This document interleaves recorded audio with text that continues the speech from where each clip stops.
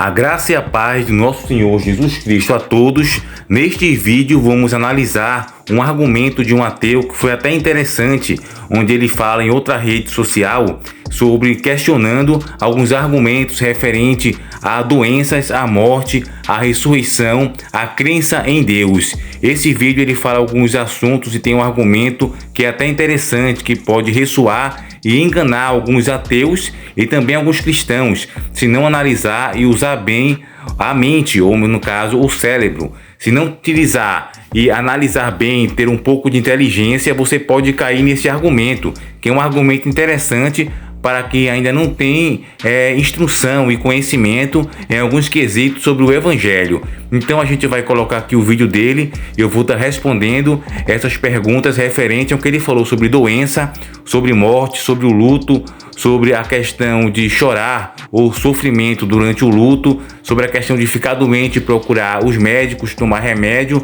dentre outros assuntos que ele levantou neste vídeo. Então curte, comenta e compartilha e vamos analisar o argumento do ateu. Não existe Deus, cara. Na hora da doença você vai pro médico. Na hora que você tá para morrer, todo mundo vai procurar o melhor hospital, seja de Macedo, Malafaia, Valdomiro ou até o crente comum. Ele vai pro hospital. Quando uma pessoa que você gosta morre, geralmente quem utiliza esse argumento usa a base e parte do pressuposto de que Deus premeditadamente é contra toda e qualquer forma de remédio e decidiu irrevogavelmente só curar as pessoas através da oração. Mas vamos refletir sobre isso. Deus nunca disse isto. É bem mais razoável supor que uma vez que Deus criou os seres humanos, ele lhes dotou de inteligência, seja do seu aprazo que o homem investigue e estude a natureza de modo a encontrar remédios para curar os próprios problemas do homem. Isso não significa que devamos parar de orar por cura, mas sim que o dilema remédio ou oração se trata de mais uma falsa dicotomia. A falsa dicotomia, nós refutamos essa questão no vídeo sobre Deus e a ciência, onde alguns ateus dizem que você ou está do lado da ciência ou do lado da religião ou de Deus. Aqui também ocorre a falsa dicotomia entre a questão de oração e tomar medicamento. Mas vamos refletir um pouco. Um Deus transcendente é capaz de realizar intervenções na natureza por ele criada e que nós conhecemos pelo nome de milagre. Porém, ele não criou para que intervenções desse tipo sejam o modus operandi da criação. Ele impôs leis que regem o universo e dotou o ser humano com capacidade cognitiva suficiente para evoluir e resolver seus próprios problemas. Isso não significa que Deus não existe, significa apenas que o estudo da natureza, a ciência, é algo que agrada à vontade do próprio Deus. Da mesma forma que um pai de família cuida de seu filho até a idade da maturidade, e quanto mais ele cresce, mais independente tem que ser, assim também Deus não quer que ganhamos tudo de mão beijada, mas que lutamos para conquistar nossos próprios objetivos e, em um sentido mais amplo, o bem da humanidade. Essa não é uma caminhada sem oração, mas com oração e ação. Estudar a ciência é estudar as obras de Deus e descobrir como ele fez o mundo, como diz o Salmo 111, versículo 2. Abre aspas. Grandes são as obras do Senhor, e para serem estudadas por todos os que nelas se comprazem. Fecha aspas. Essa é a inscrição presente em cima da porta dos laboratórios das universidades de Cambridge, que formou milhares de cientistas e recebeu mais prêmio Nobel do que qualquer outra instituição. O próprio Albert Einstein dizia, abre aspas, quero saber como Deus criou o mundo, quero conhecer os pensamentos de Deus, o resto são detalhes, fecha aspas.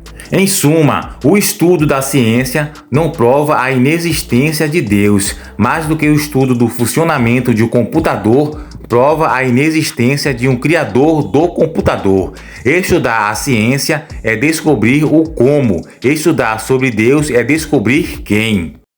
a pessoa que você gosta morre, você chora, você sente uma dor, Porque no fundo você sabe que aquela dali foi a última vez que você viu aquela pessoa. No fundo você sabe que não tem céu, que não tem nada disso. Você pode querer se iludir com essas coisas aí. Mas a gente sofre, a gente sente dor, porque a gente sabe que a gente nunca mais vai ver aquela pessoa. Se a gente acreditasse de fato, de verdade, internamente, que Deus existisse, que existe céu, quando a pessoa morresse a gente fala, glória, agora tá com Deus, agora tá com Jesus. Vamos dar uma festa, vamos fazer um churrascão lá. Ih, o Vandinho morreu? Opa, agora tá com Jesus, agora tá no céu, tá no paraíso, agora sim.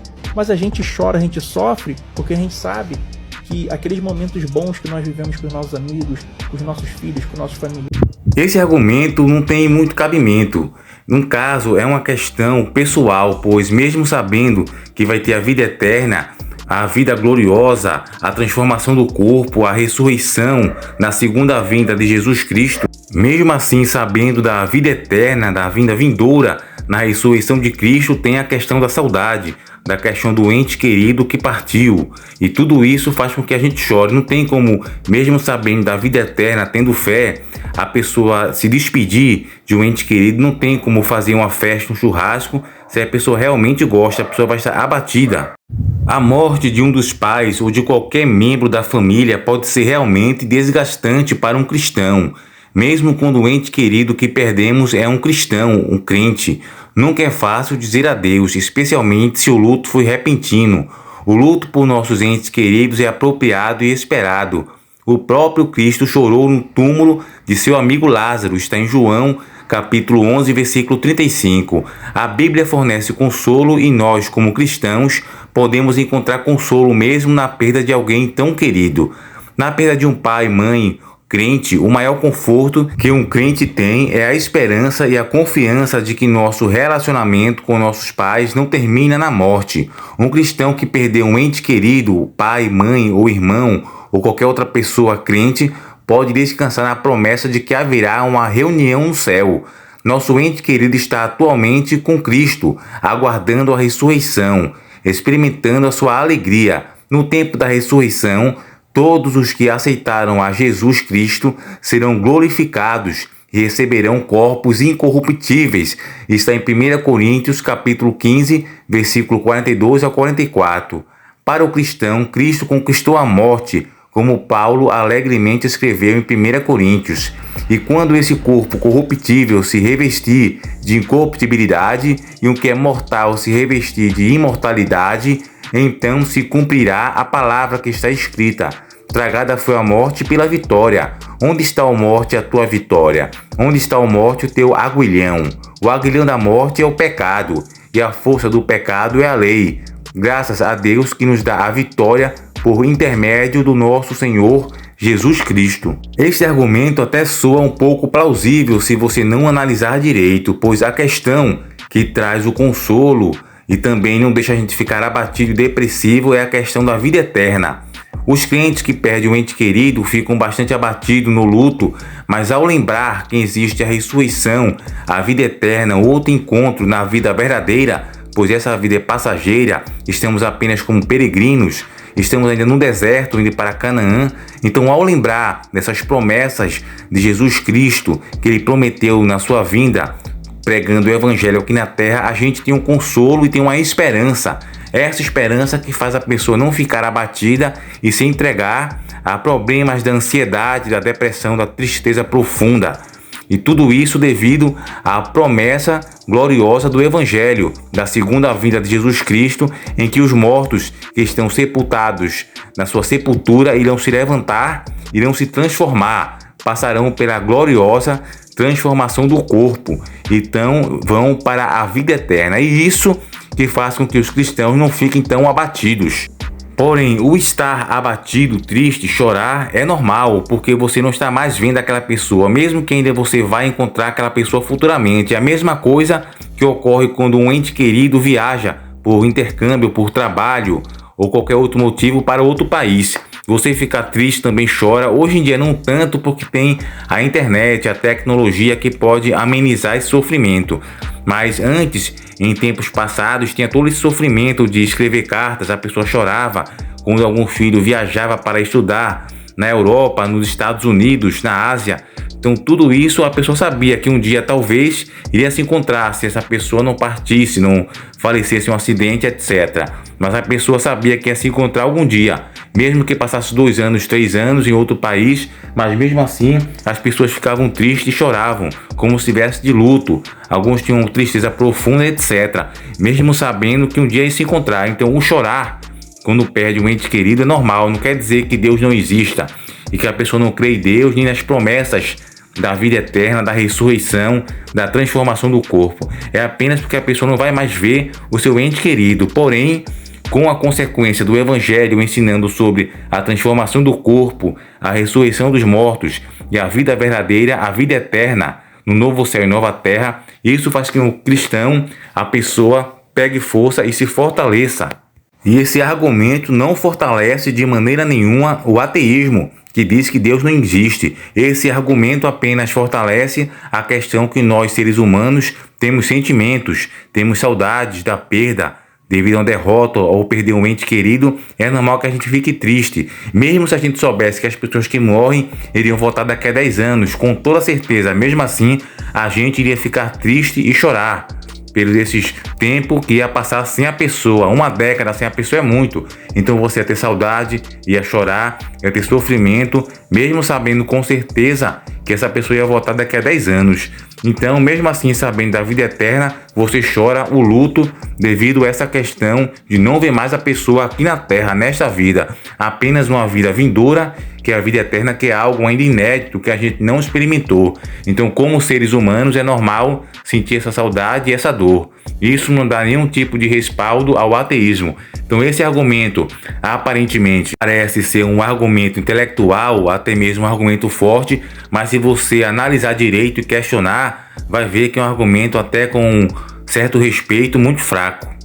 Então, queridos e amados irmãos, chegamos ao final do vídeo. Foi apenas um breve vídeo sobre o ateísmo e o argumento do ateu, que é até interessante se você analisar superficialmente, mas se você aprofundasse estudar essas questões, até mesmo uma análise do senso comum, você vai ver que não tem nenhum tipo de respaldo, o crente ou cristão, a pessoa que crê em Deus, quando ficar doente, procurar um médico, remédio. Até mesmo se fosse pela lógica, ninguém, no caso, iria tomar café, jantar, almoçar, que precisa dos alimentos que tem vitaminas, proteínas, aminoácidos, minerais para o corpo, para a pessoa se manter de pé, se manter forte, precisa de vitaminas e minerais.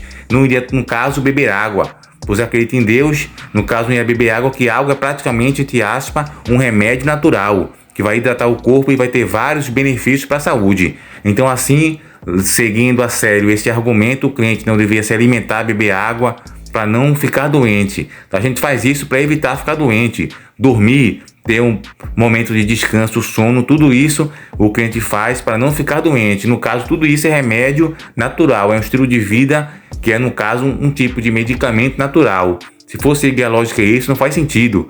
Também quebrar uma perna jogando bola e ir no hospital fazer uma cirurgia ou engessar o braço, a perna, tudo isso não faria sentido, pois a pessoa vai sentir dor e vai precisar, no caso, engessar a perna, imobilizar, uma torção no joelho, etc., fazer fisioterapia. Então, não tem nada a ver. Como também a questão da perca do ente querido. Devido à saudade, a pessoa chora, mesmo sabendo em seu coração da certeza que vai ter a vida eterna e a ressurreição. Porém, a gente não sabe como será essa vida eterna e a ressurreição totalmente, pois aquilo que a mente humana nunca imaginou e que nenhum olho viu, foi isso que Deus reservou para todos nós. Então, você observa que não tem cabimento esse argumento. A gente respeita a visão do ateu, é até interessante, superficialmente, apenas rasamente, se ele fala isso para uma pessoa que acredita em Deus, que não tem muito conhecimento, é leigo, essa pessoa vai até dizer, é mesmo, esse ateu tem razão. Mas se essa pessoa analisar mais friamente, com mais complexidade, vai ver que esse argumento não é um argumento tão interessante, ele tem vida curta.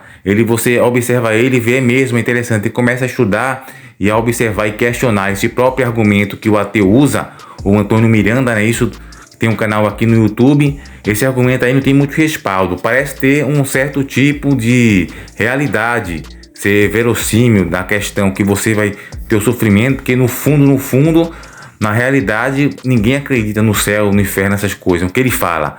Porém, a gente sabe que o cristão, muitos que perdem entes queridas, no caso, se consolam e têm a esperança, ele tem motivação de continuar vivendo, vigor, tudo isso por causa da promessa de Jesus Cristo, da sua segunda vinda, da ressurreição, da vida eterna. Então, lógico que nesse momento que a gente vive, presos ao espaço-tempo, é fácil a gente ser ateu, mas todas as pessoas que já se foram sabem que Deus existe, que não existe essa questão do ateísmo.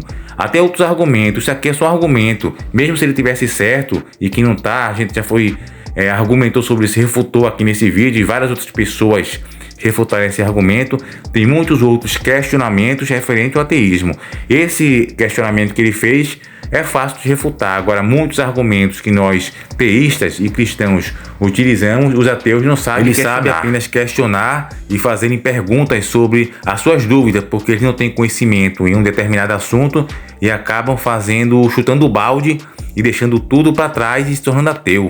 E o céu e o inferno, o julgamento, a vida eterna, as coisas espirituais não existem, como iria existir o natural? Para existir o natural, tem que existir o sobrenatural. Os ateus geralmente só questionam as coisas que são inerentes a eles, mas eles não questionam as suas próprias crenças, ou melhor, a sua falta de crença.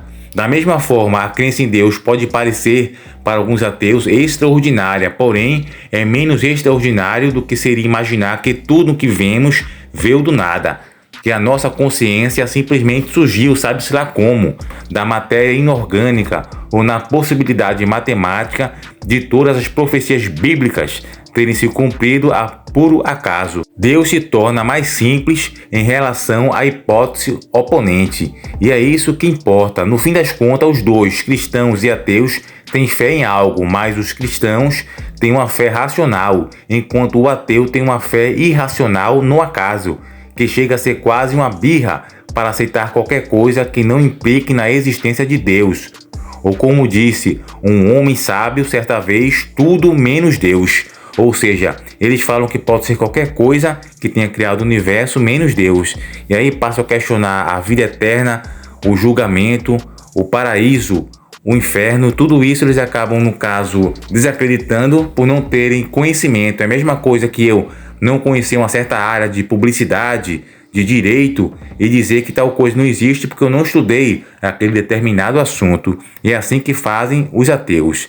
Então espero que você tenha gostado desse vídeo sobre esses argumentos que a gente trouxe aqui, refutando esse argumento do ateu, que, como eu disse, parece até interessante de maneira superficial, mas se você estudar de maneira complexa, vai ver que é fácil de refutar esse argumento. Então fiquem todos com Deus e até o próximo vídeo.